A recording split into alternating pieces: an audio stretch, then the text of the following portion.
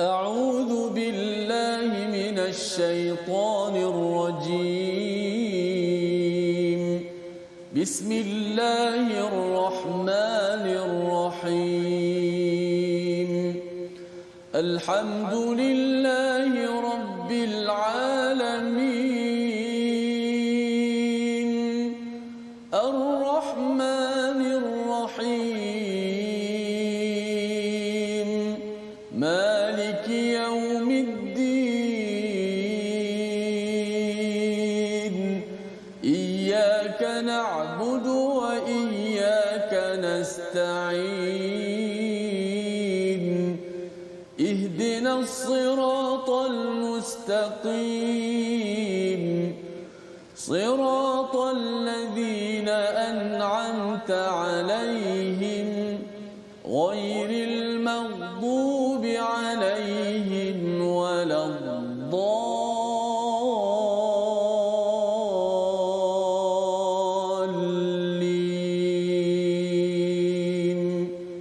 آمين.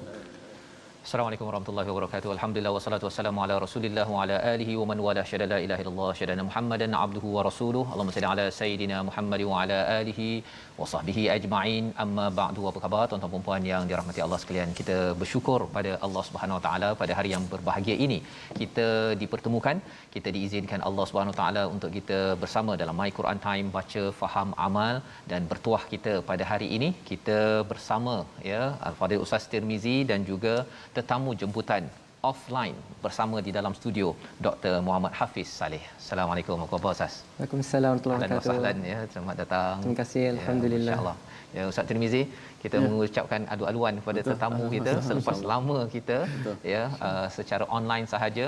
Allah mudahkan dan kita doakan Ustaz ya diberikan afiah kesihatan kepada semua tuan-tuan sekalian agar kita dapat mengulang kaji halaman 312 hingga 317 pada hari yang berbahagia ini.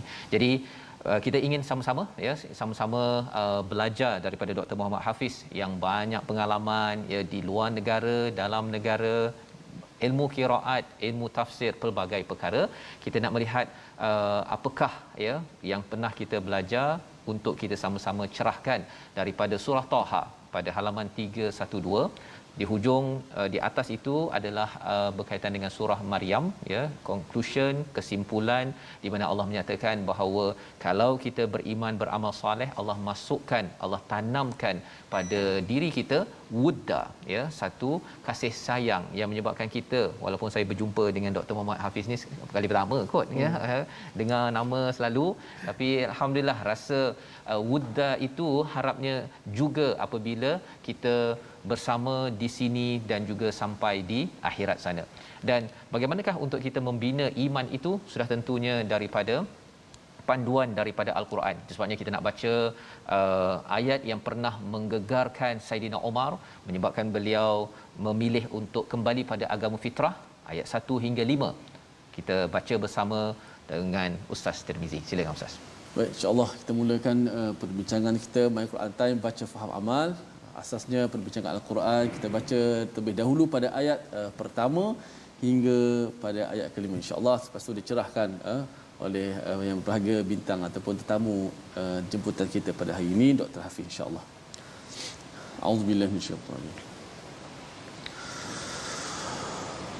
Bismillahirrahmanirrahim.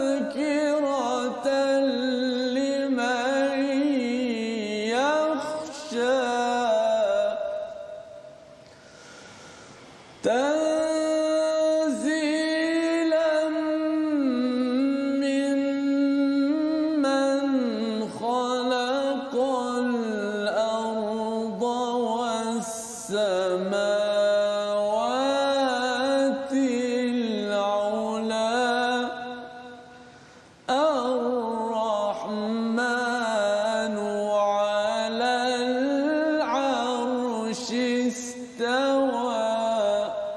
Barakallahu. Surah Al-Azim ayat 1 hingga 5. Taha ma anzalna 'alaikal Qur'ana litashqa. Kami tidak menurunkan Al-Quran ini kepadamu agar engkau menjadi susah, melainkan sebagai peringatan bagi orang yang takut kepada Allah Subhanahu Wa Taala. Ada perkataan yakhsha di dalam ayat yang ketiga ini, dan di dalam surah ini ada banyak kali berulang perkataan khauf, takut. Juga diterjemahkan, kalau tuan-tuan ada mushaf yang ada terjemahan perkata, digunakan juga terjemahan takut kepada siapa. Itu yang kita ingin sama-sama. Al-Fadhil Ustaz Dr. Muhammad Hafiz, untuk Ustaz kalau katakan boleh mencerahkan ayat yakhsha ini, khasyiyah ini banyak kali berulang dalam surah ini, dan khauf pun banyak kali berulang. Kalau boleh dicerahkan apa beza di antara khasyiyah dan juga khauf. Silakan Ustaz. Alhamdulillah wassalatu wassalamu ala Rasulillah. Terima kasih kepada Al-Fadhil Ustaz di atas persoalan tadi, perbezaan di antara khasyiyah dan khauf. Kalau kita lihat daripada sudut terjemahannya Ustaz, sama sahaja, iaitu takut. Tetapi masya-Allah, Allah Subhanahu Wa Taala memilih kalimah yang paling tepat, dan itulah di antara mukjizat Al-Quran. Dan kembali kepada persoalan tadi, khasyiyah yang bermaksud takut, dia mempunyai makna yang lebih mendalam. Kata para ulama tafsir Al-Quran, khasyiyah itu datang bersama-sama je dengan perasaan ta'zim, mengagungkan Allah Subhanahu Wa Taala. Datang bersama-sama je dengan perasaan mahabbah, kecintaan kepada Allah Subhanahu Wa Taala, dan kedua-dua ini terbina atas dasar ilmu. Jadi dengan ilmu itu seseorang semakin mengagungkan Allah dan mencintai Allah Subhanahu Wa Taala, dan itulah perasaan khasyiyah yang ada dalam seseorang yang beriman kepada Allah Subhanahu Wa Taala. Manakala khauf adalah perasaan takut, kebimbangan terhadap sesuatu mudarat. Seperti mana kalau kita lihat di dalam ayat yang dibacakan tadi, illa tadhkiratan liman yakhsha, kecuali sebagai peringatan kepada mereka yang takut kepada Allah Subhanahu Wa Taala. Tetapi kalimah khauf yang datang di dalam surah ini menunjukkan ketakutan kepada sesuatu seperti ular. Tongkat jadi ular, ya. Jadi itulah perasaan takut kepada ular yang tidak diiringi dengan mahabbah, yang tidak diiringi dengan kecintaan, yang tidak diiringi dengan ilmu. Tetapi khasyah itu adalah ketakutan yang terbina atas dasar ilmu, yang membuatkan kita semakin cinta kepada Allah, semakin mengagungkan Allah Subhanahu Wa Taala. Bahkan disebutkan di dalam hujung surah Al-Bayyinah tentang balasan bagi orang-orang yang beriman kepada Allah. Allah redha kepada mereka dan mereka redha kepada Allah. Allah Subhanahu Wa Taala menyebutkan ganjaran mereka berada di dalam syurga Aden. Zalika liman khasyiya rabbah. Demikianlah balasan bagi mereka yang takut, tapi bukan takut yang biasa, takut yang diiringi dengan keagungan terhadap Allah Subhanahu Wa Taala. Masya-Allah. Terima kasih diucapkan pada Dr. Muhammad Hafiz mencerahkannya. Takut yang atas dasar ilmu mahabbah itu khasyiyah, ya. Seperti ulama takut kepada Allah itu innama yakhsyallah min ibadihi ulama.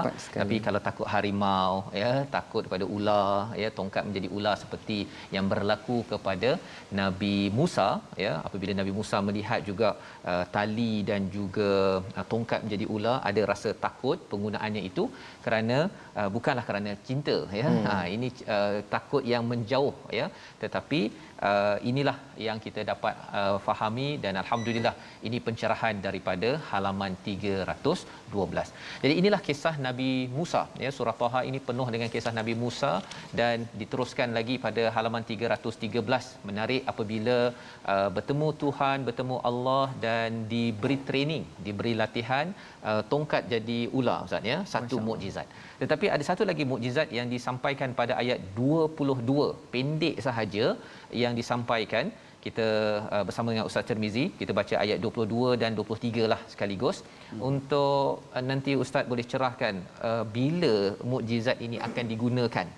Silakan Ustaz Tirmizi. Baik, auzubillahi minasyaitonirrajim. Wadmum yadaka ila janahika takhruj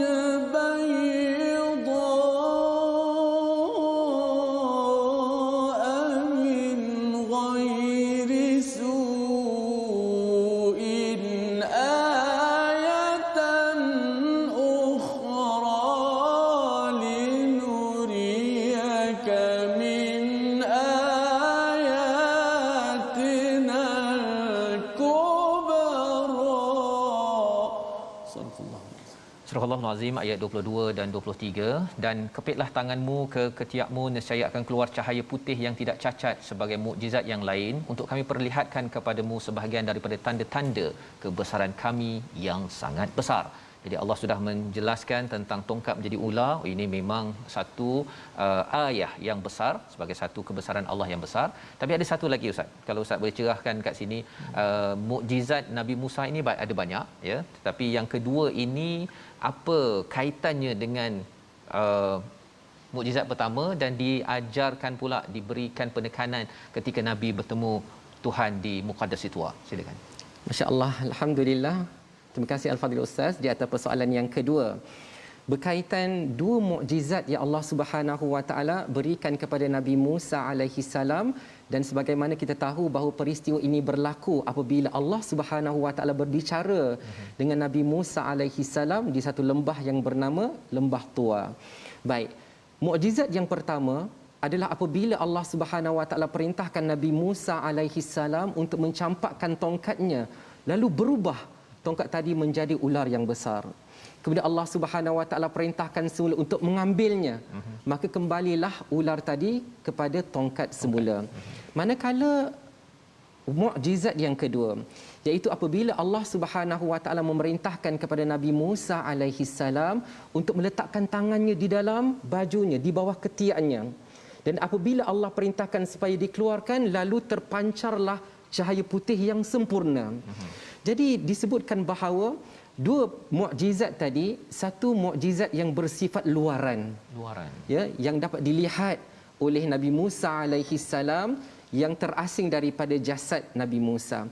Sedangkan tangan yang mengeluarkan cahaya putih yang sempurna itu adalah mukjizat yang ada pada diri Nabi Musa alaihi salam, dan kedua-dua mukjizat ini berfungsi untuk meningkatkan keyakinan kepada Nabi Musa alaihi salam dalam apa jua keadaan pun Allah Subhanahu Wa Taala pasti akan memberikan bantuan kepada Nabi Musa alaihi salam.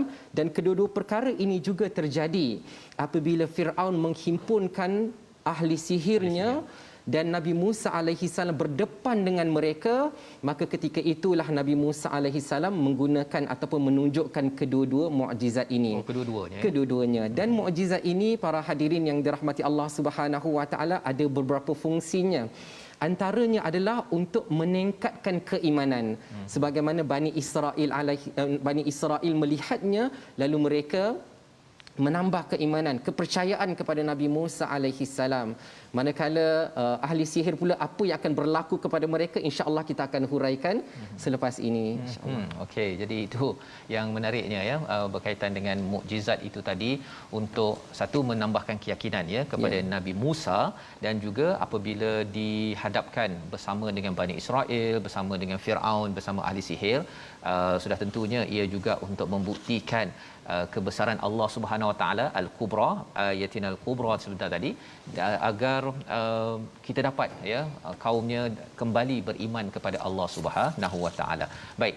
Jadi alhamdulillah itu yang disampaikan pada halaman 313. Nabi Musa minta agar dimudahkan urusan, dijelaskan percakapannya, difahami, dan juga diminta, Nabi Musa minta agar dibekalkan pembantu ya, Nabi Harun, abangnya itu, bersama dalam perjuangan.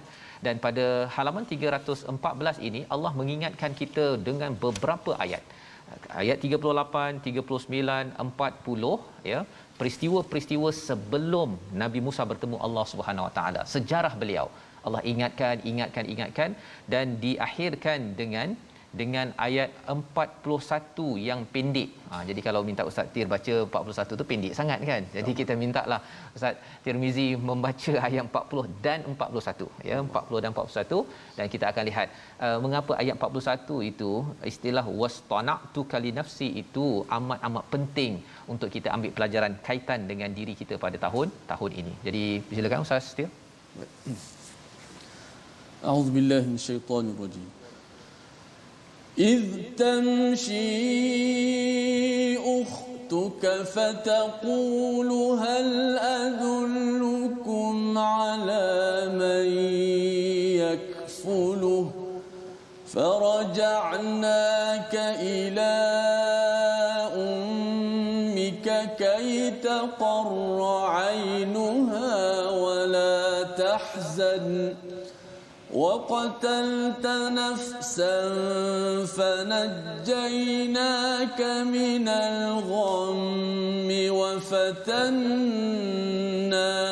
فتونا فلبثت سنين في أهل مدين ثم جئت على قدر يا موسى واصطنعتك لنفسي. Surah Al-Azim ayat yang ke-40 adalah salah satu daripada ayat Allah mengingatkan ketika saudara perempuanmu berjalan lalu dia berkata kepada keluarga Firaun, bolehkah saya menunjukkan kepadamu orang yang akan memeliharanya? Maka kami mengembalikan kepadamu agar senang hatinya, kepada ibumu agar senang hatinya dan tidak bersedih hati. Dan engkau pernah membunuh seseorang. Allah mengingatkan kepada Nabi Musa, engkau pernah membunuh seseorang di Mesir dahulu, lalu kami selamatkan engkau daripada kesulitan yang besar. Kami mengujimu dengan beberapa ujian yang berat, lalu engkau tinggal beberapa tahun di Madian. Dengan kemudian engkau wahai Musa datang menurut waktu yang ditetapkan. Di situ Allah mengingatkan kepada Nabi Musa beberapa perkara daripada ayat 38 hingga 40 disimpulkan dengan satu perkataan yang amat hebat, wastana'tuka li nafsi. Pencerahan daripada Dr. Hafiz untuk kita ambil pelajaran pada diri kita tahun ini. Silakan. Masya-Allah. Alhamdulillah, terima kasih Al-Fadhil Ustaz di atas persoalan berikut. Masya-Allah, sebelum ayat ini, sebelum Allah Subhanahu Wa Taala berfirman wastana'tuka li nafsi, beberapa ayat sebelumnya Allah Subhanahu Wa Taala menyebut satu persatu nikmat yang Allah Subhanahu Wa Taala berikan kepada Nabi Musa alaihi salam. Di antaranya bermula dengan Allah mengilhamkan kepada ibu Nabi Musa alaihi salam untuk meletakkan Nabi Musa di dalam tabut dan ke dalam sungai. Kemudian Allah Subhanahu Wa Taala juga berikan kelebihan kepada Nabi Musa sehingga mereka yang memandang Nabi Musa ada perasaan cinta kepada Nabi Musa alaihi salam sehingga Nabi Musa terselamat daripada ancaman Firaun. Dan beberapa nikmat lagi sebagaimana yang disebutkan oleh Al-Fadhil sebentar tadi. Masya-Allah. Kemudian bila mana Allah Subhanahu Wa Taala sebutkan wastana'tuka li nafsi, aku telah memilihmu untuk diriku. Kata Syekh As-Sa'di, aku telah mencurahkan segala perbuatan, kenikmatan dan kebaikan-kebaikan kepada Nabi Musa alaihi salam, tujuannya kerana Allah memilih perkara-perkara itu diberikan kepada Nabi Musa alaihi salam ada tujuannya, iaitu agar engkau menjadi insan yang tercinta dan istimewa bagi Allah Subhanahu Wa Taala, dan agar Nabi Musa mencapai tingkatan dalam anugerah ini sampai kepada peringkat ulul azmi. Masya-Allah. Dan itu di antara kelebihan yang Allah berikan. Kemudian kalaulah kita nak kaitkan dengan kita pada hari ini, masya-Allah. Ya. Bagaimana untuk kita muhasabah, bagaimana untuk kita reflect adalah kita juga mengenang sebagaimana Allah ingatkan Nabi Musa alaihissalam tentang nikmat-nikmatnya, maka kita juga harus mengenang nikmat-nikmat yang Allah berikan kepada kita, sama ada daripada sudut hartanya, kesihatannya, kedudukannya, pangkat dan sebagainya. Bagaimana kita ini sebagai insan yang terpilih, ya Allah bagi ilmu, Allah bagi harta, dan dengan nikmat-nikmat itu kita menjadi insan yang special, yang mulia di sisi Allah Subhanahu Wa Taala. Maka suka saya mengajak diri saya dan semua para penonton yang dirahmati Allah Subhanahu Wa Taala agar selalu muhasabah. Senaraikan, kalau kita mampu untuk senaraikan satu demi satu nikmat yang Allah Subhanahu Wa Taala berikan kepada kita dan Allah memilih kita untuk menerimanya, maka hendaklah kita membawa semua nikmat-nikmat itu ke jalan yang Allah Subhanahu Wa Taala redai. Jadi itu dia punya mesej yang kita ambil daripada ayat 41 Ustaz ya. Maksudnya segala nikmat yang Allah bagi kepada kita sebenarnya adalah untuk dinafsi, untuk membawa kepada Allah Subhanahu Wa Taala. Malah pada ayat 42 itu mungkin mesejnya lebih clear Ustaz ya, bahawa izhab anta wa ahuk, iaitu perhatikanlah ataupun pergilah kamu dan juga saudaramu melakukan misi ya. Maksudnya kalau kita ada banyak nikmat di situ Ustaz, adakah maksudnya semua orang tuan-tuan yang sedang mendengar sekarang ini, kita kena buat sesuatulah misi membawa orang kepada Allah Subhanahu Wa Taala, ya. Kalau dapat kereta, dapat rumah yang bagus apa sebagainya, bukannya kita hanya sekadar happy-happy jelah kita, tetapi untuk membawa kepada Allah Subhanahu Wa Taala. Ini mesej yang kita nampak pasal bila dah dapat banyak nikmat ini mencabar juga Ustaz, ya. Idhaba ila fir'auna innahu tagha. Ya, dah Allah bagi macam-macam itu, bukannya pergi suruh bercuti ke apa ke, pergi jumpa Firaun, kan. Dia sebenarnya dah pergi Madian tu, dah ada keluarga, happy-happy je lah kan, berjalan apa, pergi lawat Mesir, tengok piramid ke, tengok apa sebagainya, tapi rupanya kena pergi bertemu dengan Firaun dan mengingatkan kepada Firaun. Jadi mungkin Ustaz boleh komen sikit dari segi apa peranan kita zaman sekarang, ya, bila kita ambil paralel keselarian dengan apa yang diperoleh oleh Nabi Musa ini sendiri. Masya-Allah, ya, soalan yang sangat cantik itu. Apabila Allah Subhanahu Wa Taala menerangkan nikmat kepada Nabi Musa alaihi salam, kita dapati bahawa nikmat itu bukanlah untuk dinikmati untuk diri sendiri. Masya-Allah. Tetapi apabila Allah Subhanahu Wa Taala berikan hidayah kepada Nabi Musa alaihi salam, Allah berikan mukjizat kepada Nabi Musa alaihi salam, maka peranannya ada satu misi yang lebih besar. Ya. Bagaimana kita membawa hidayah yang Allah berikan kepada kita dan kita berkongsi kepada mereka yang lain, terutamanya mereka yang belum mungkin menjumpai jalannya. Jadi caranya adalah untuk kita menggalakkan, kita mengajak orang lain sama-sama mendekatkan diri kepada Allah Subhanahu Wa Taala sebagaimana yang kita tak pernah rasai. Sebelum kita mendapat hidayah, macam mana perasaan kita, dan setelah mana kita dapat hidayah, macam itulah kita nak orang lain juga merasainya. Hidayah ini, ya, hidayah itu. Ya, jadi itu satu pelajaran penting, ya, di mana apabila kita diberikan macam-macam, termasuklah paling tinggi hidayah, ya. Kita kena pergi mengingatkan, membantu orang lain merasai nikmat paling besar hidayah ini. Inilah yang boleh kita ambil pelajaran daripada kisah Nabi Musa sehingga halaman 314. Kita berehat sebentar, selepas ini kita akan menyambung halaman 315, bagaimana bila Nabi Musa menggunakan segala nikmat yang ada melaksanakan misi bertemu Firaun. Kita berehat, kembali My Quran Time, baca faham amal insya-Allah.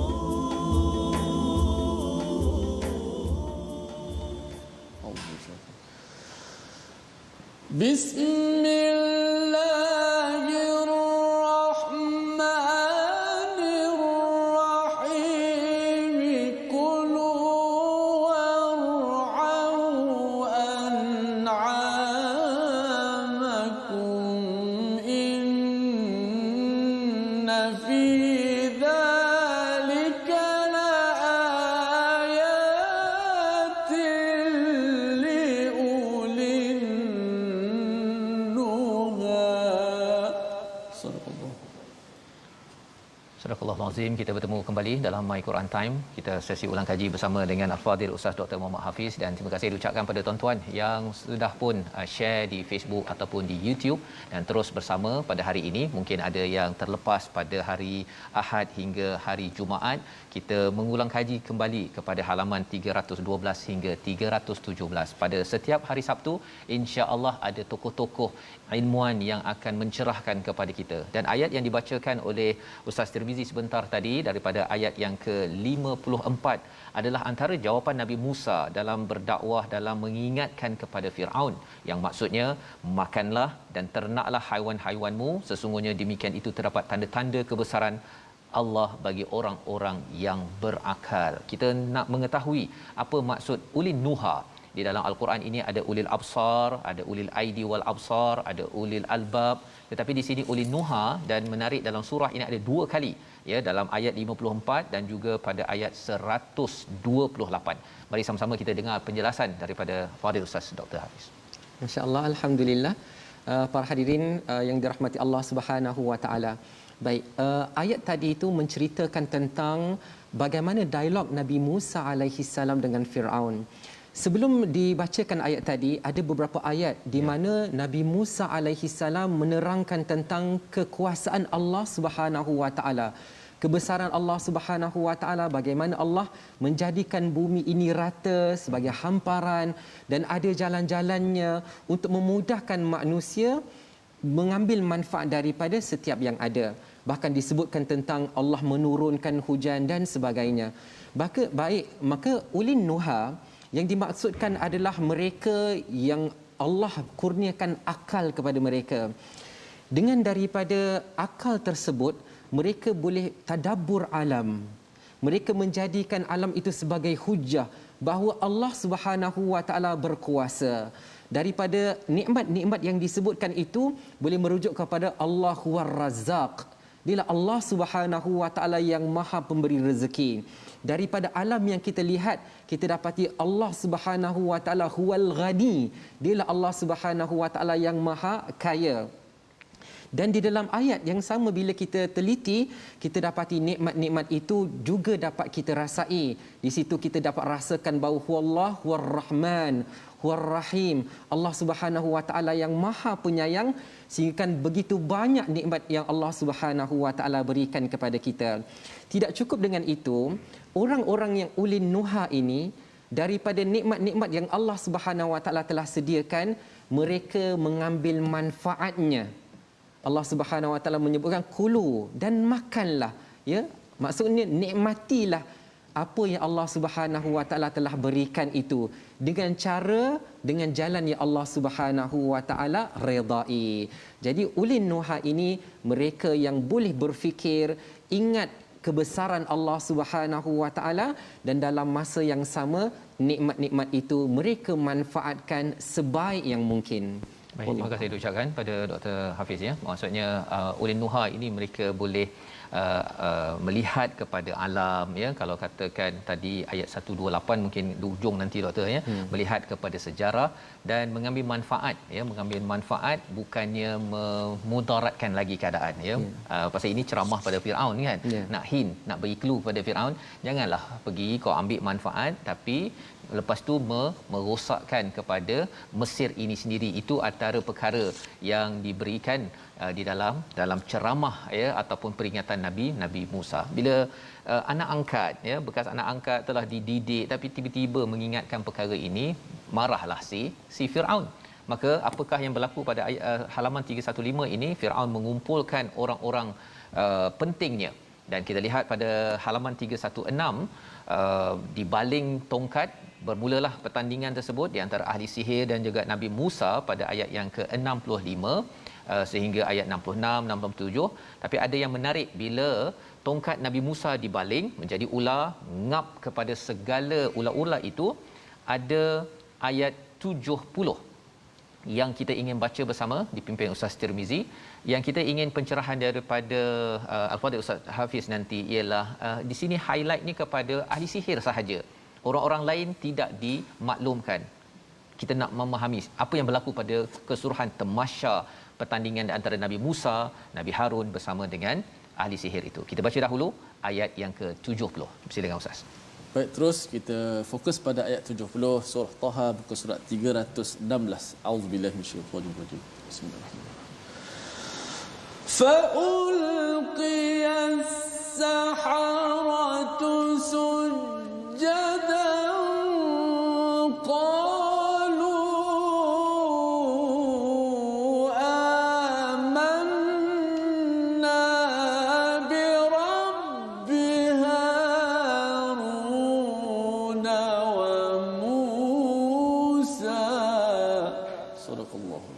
Surah Al-Azim. Lalu para tukang sihir itu merunduk sujud berseraya berkata, kami percaya kepada Tuhannya Harun dan juga Musa. Banyak-banyak orang yang ada pada waktu itu doktor ya, ahli sihir pula. Kita ingatkan ahli sihir yang paling jahat sekali kan, dia sihir, lepas tu dia pun rasa dialah yang orang yang paling hebat, tapi dia sujud orang lain tak pula dinyatakan bersujud. Boleh doktor jelaskan apa berlaku pada Firaun, pada Haman ke Qarun, kalau adalah Qarun waktu ini ya, ataupun rakyat Mesir, Bani Israel kan yang ada pada waktu ini, kalau ada, kalau boleh doktor jelaskan. Okay, Masya Allah, Alhamdulillah, perkara yang sangat menarik ya. Bila mana kita ceritakan satu peristiwa apabila Firaun telah kumpulkan ahli sihir di satu tempat yang disebutkan makanan suwa ya. Dekat situ tempat adalah tempat perhimpunan, dan hari yang dipilih juga adalah hari yang menarik, itu Yaumuz Zinah. Ya, iaitu dikatakan sebagai hari perayaan, hari di mana rakyat di negeri Mesir tu bercuti, sehingga kan dikumpulkan semua rakyat-rakyat ini untuk menyaksikan peristiwa yang besar ini. Daripada sudut Firaun menyangka bahawa itu adalah hari-hari kemenangan dia, sedangkan dia tidak tahu bahawa Allah Subhanahu Wa Taala akan tunjukkan mukjizat yang hebat daripada Nabi Musa alaihi salam. Baik, daripada peristiwa itu, ketika mana Nabi Musa alaihi salam ditanya oleh ahli sihir sama ada kami yang mulakan ataupun kamu yang mulakan, lalu Nabi Musa alaihi salam mengatakan kalian mulakanlah dahulu. Kemudian ahli sihir ini yang bilangannya ramai sekali telah mencampakkan tali-tali mereka, lalu ketika itu berubahlah ataupun kelihatanlah tali-tali itu seperti ular yang bergerak laju. Dan kita tahu pada ketika itu juga Nabi Musa alaihi salam terasa cemas juga kerana khawatir bahawa orang yang menyaksikan akan percaya kepada ahli sihir. Maka ketika itu Allah Subhanahu Wa Taala memerintahkan kepada Nabi Musa alaihi salam untuk mencampakkan tongkatnya, lalu tongkat itu menjadi ular yang besar dan telah menelan ular-ular ahli sihir tadi. Mungkin doktor kalau cakap tentang ayat 68 sebelum doktor pergi kepada ahli sihir sujud itu kan. Ayat 68 tu ada perkataan la takhaf. Tadi doktor ada cakap khasyah dengan takhaf tu kan. Betul. Boleh terangkan dekat sini jangan takut tu takut apa? Okey, dekat sini kalau kita lihat ayat yang sebelumnya menyebutkan fa'aujasa fi nafsihi khifatan Musa. Ya. Jadi ketika itu bila mana melihat ya, ada dua perkara yang sefaham saya, ada dua perkara yang menakutkanlah Nabi Musa alaihi salam. Pertama apabila melihat ya tali-tali tadi berubah menjadi ular ya. Manakala yang kedua adalah takut yang khawatir. Ya, orang-orang Bani Israel, orang-orang penduduk Mesir akan lebih menyokong kehebatan kerana mereka sedang menyaksikan satu peristiwa yang besar. Oh, hebat sekali ahli-ahli sihir ini. Jadi dikhawatiri mereka akan mengikut pula jejak ahli sihir tersebut. Tetapi apabila Nabi Musa alaihi salam sendiri menunjukkan mukjizat tersebut, pada ketika itu ahli-ahli sihir yang arif bahawa sihir ini ada batasannya. Mereka tahu bahawa sihir itu ada batasannya, tetapi bila mana mereka lihat apa yang Nabi Musa alaihi salam lakukan, mereka dengan penuh yakin bahawa ini melampaui batasan sihir, dan mereka meyakini ini bukanlah sihir tetapi ini mukjizat yang Allah berikan kepada Nabi Musa alaihi salam. Jadi itulah yang mendatangkan keyakinan sekaligus keimanan mereka kepada Allah Subhanahu Wa Taala. Sebagaimana kita tahu bahawa peranan mukjizat terhadap ahli-ahli sihir ini daripada kekufuran membawa mereka kepada keimanan. Manakala Bani Israel yang menjadi pengikut Nabi Musa alaihi salam yang telah pun beriman kepada Nabi Musa, kepada Allah, apabila mereka menyaksikan perkara itu, menjadikan mereka semakin yakin, semakin percaya bahawa Nabi Musa benar-benar utusan daripada Allah Subhanahu Wa Taala. Manakala disebutkan Bani Qibti ataupun penduduk Mesir pula, mereka tidak ada efek ya, kecuali mereka cuma merasa takjub melihat satu pihak melawan dengan satu pihak yang lain, dan itu sekadar menunjukkan bahawa ketakjuban mereka dengan apa yang mereka lihat ya, yang tidaklah membawa mereka juga turut sama berserta dengan Nabi Musa alaihi salam. Masa mereka ni tak ada ilmu. Kerana mereka tidak dapat membezakan di antara sihir dengan mukjizat. Sedangkan ahli sihir tadi dapat membezakannya. Jadi pada penduduk rakyat Mesir itu sekadar satu perkara hebat sahaja. Hebat saja. Masya-Allah ya. Jadi itu antara perkara yang boleh kita belajarlah Ustaz ya. Maksudnya ahli sihir ini dia ada ilmu dia. Yes. Had mana sihir boleh pergi, tapi kalau tengok tongkat ni ini lain macam ni kan. Berbanding dengan orang-orang Qibti ataupun Koptik yang berada di Mesir itu, mereka tengok sekadar ular makan ular, macam tengok show lah Ustaz ya. Tengok dan hari cuti pula tu, tengok magic je lah kan. Itu rasanya zaman sekarang pun suka juga tengok magic-magic tersebut. Dan mungkin kalau ayat ini Ustaz ya, kita nak ambil sedikit, kalau ini mukjizat pada zaman Nabi Musa ya, bagaimana pula dengan mukjizat pada zaman Nabi Muhammad, Quran yang kekal sampai sekarang? Apa pelajaran bila kita bercakap tentang Quran sebagai mukjizat, boleh memberi kesan dan tidak memberi kesan? Adakah kena apa ciri Quran sebagai mukjizat boleh memberi kesan sehingga wasjud waqtarib itu tadi? Masya-Allah. Okey, jadi bila mana kita bicarakan tentang mukjizat Al-Quran, mukjizat yang paling agung. Di mana keistimewaannya adalah mukjizat itu memberi kesan kepada orang yang membacanya dan juga boleh memberi kesan kepada orang yang mendengarnya. Dan sebagaimana kita tahu, bukanlah semua yang Allah Subhanahu Wa Taala pilih untuk mendapat hidayah menerusi Al-Quran, tetapi bagi mereka yang membuka hati mereka, mereka yang ingin mendapatkan hidayah daripada Al-Quran, maka dengan ketika itulah Allah Subhanahu Wa Taala akan mencurahkan hidayah apabila mendengar bacaannya ya, sebagaimana kita dengar bacaan Al-Fadhil Ustaz Tirmizi, masya-Allah kan. Saya dekat sini masya-Allah terngiang-ngiang dengar bacaan tadi, masya-Allah yang sangat merdu. Mudah-mudahan ya orang yang mendengar ayat Al-Quran dengan hati yang terbuka, dengan ingin mendapatkan hidayah daripada Allah Subhanahu Wa Taala, maka dia akan dapat hidayah. Sebagaimana Allah Subhanahu Wa Taala menyebut tentang ciri-ciri orang yang beriman, wa idza tuliyat alaihim ayatuhu zadathum imana, dan apabila diperdengarkan ayat-ayat Al-Quran kepadanya, maka bertambahlah imannya kepada Allah Subhanahu Wa Taala. Baik, jadi maksudnya tilawah itu penting Ustaz ya. Ya, betul. Tilawah itu, dan mungkin tilawah itu adakah baca sahaja ke, ataupun dia kena faham sekali, ataupun baca saja dah cukup?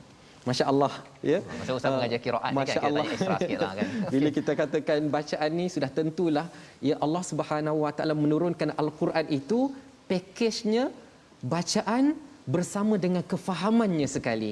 Ya, jadi apabila kedua-duanya bergabung, maka insya-Allah seseorang itu dapat menghayati dengan lebih mendalam tentang firman Allah Subhanahu Wa Taala kepada hamba-hambanya, ya, insya-Allah. Masya-Allah ya. Jadi dengan ilmu inilah sebenarnya asas kepada tilawah, dan ialah amazing ya, amazingnya kepada ahli sihir ini bila dia sudah pun beriman, dia pula yang ceramah ya. Kalau kita tengok kepada ayat yang ke 72, 73, 74, 75, 76 itu, kerana mereka dah memang ada ilmu ya, cuma bila mereka ada ilmu yang tak berapa betul, dibawakan ilmu yang mantap, apatah lagi mukjizat, ia menyebabkan mereka ini mengeluarkan potensi-potensi mereka menjadi pendakwah pada waktu itu, walaupun selepas itu mereka diancam bunuh oleh Firaun. Maka inilah yang kita lihat sambungan pada halaman 317, halaman terakhir yang kita baca hari Jumaat semalam kita baru baca, iaitu kita lihat bagaimana Nabi Musa yang diancam, Bani Israel yang ditindas, mereka diberikan peluang untuk bergerak ya, keluar daripada Mesir. Dan inilah yang kita lihat pada ayat 82, ada peringatan daripada Allah yang menarik bila mereka diberikan macam-macam, diberikan manna wassalwa, diselamatkan, diberi janji. Tapi ada ayat 82 yang kita ingin baca untuk kita fahami apa mesej sebenar untuk kita juga. Kita sama-sama dibaca Ustaz Tirmizi.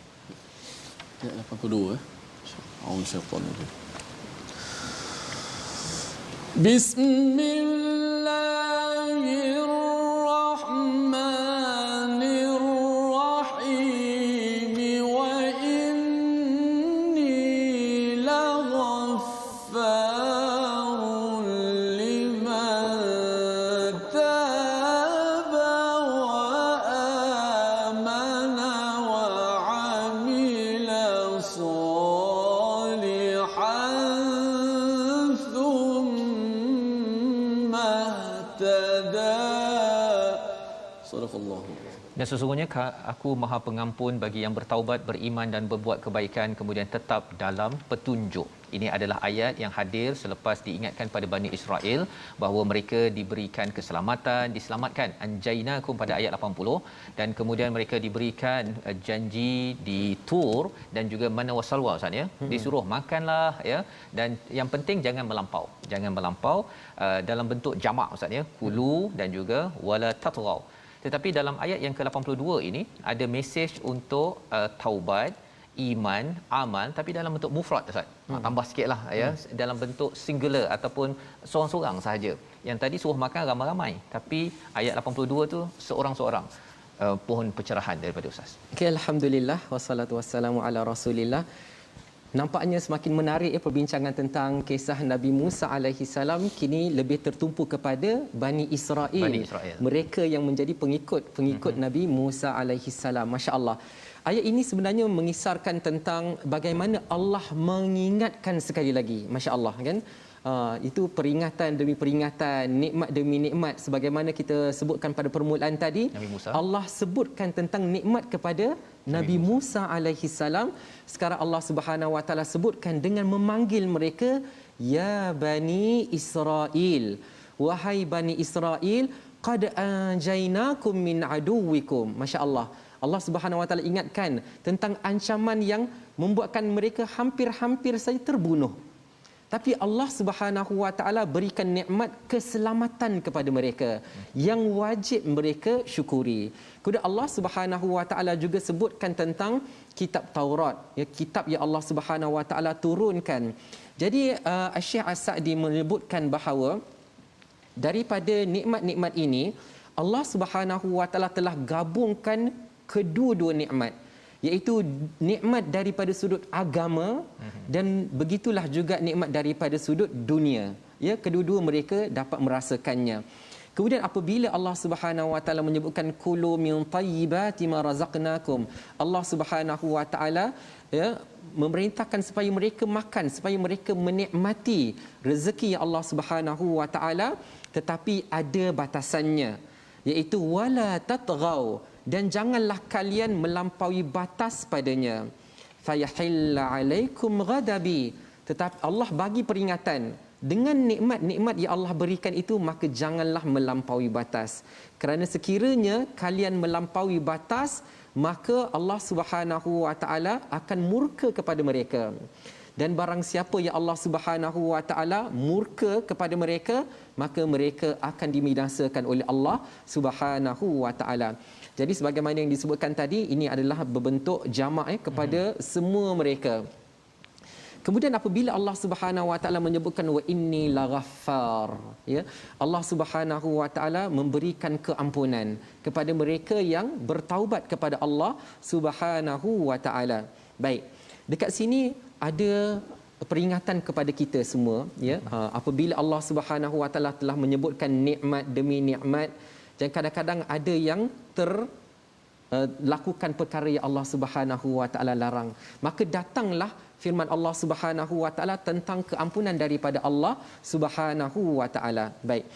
Jadi apabila dikatakan taubat, ya, taubat ini, dan ia bersifat mufrad, kerana apabila seseorang itu melampaui batas tadi bukanlah secara beramai-ramai kan, ya, tetapi bila yang dikatakan nikmat itu, nikmatilah kamu beramai-ramai, tetapi kadang-kadang ada daripada mereka yang melakukan kesalahan, maka Allah Subhanahu wa taala memberi peluang kepada mereka.